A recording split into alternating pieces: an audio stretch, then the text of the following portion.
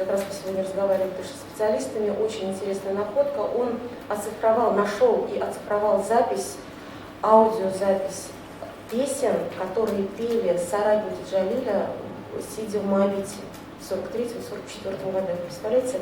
И вот эту запись будут презентовать как раз в рамках традиционно проводимого и 15 февраля, и, естественно, проводимого в 2016 году тоже мероприятие «День подлинника» с экспонированием подлинных магических тетрадей Мусы Джалиля. Вы знаете, что это бывает у нас раз в год, и это такая очень почетная священная обязанность и право Национального музея показывать миру и зрителям, и слушателям, и посетителям музеев подлинные магические тетради Национального музея Республики Татарстан.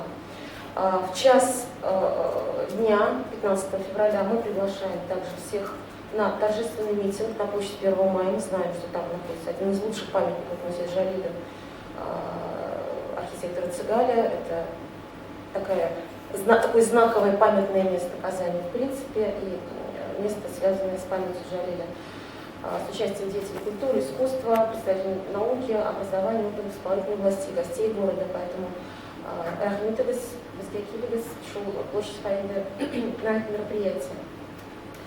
Все, что будет проходить по линии Союза писателей, я думаю, что Травскорец сейчас это все озвучит.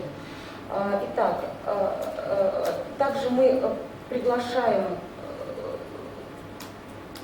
если быть краткими, если вот нужно будет потом по тематике сказать еще по международной конференции, я добавлю по необходимости.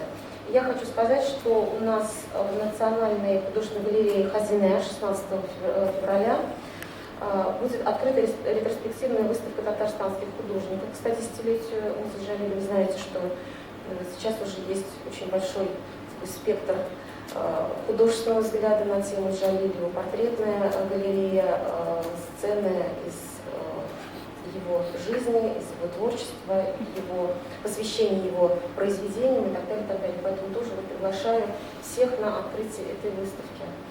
Ну и в заключение своего выступления хочу сказать, что очень много Министерства культуры сейчас за счет средств республиканского бюджета, за счет собственных средств отправляет артистов по заказу и по запросам германской стороны и в Берлине, и в Магдебурге.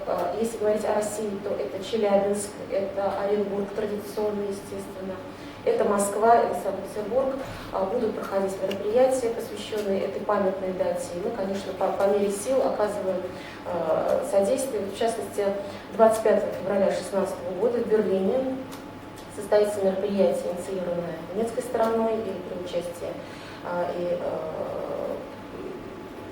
при участии Россотрудничества Федеративной Республики Германия и при участии Министерства культуры, при участии татарской общины Берлина.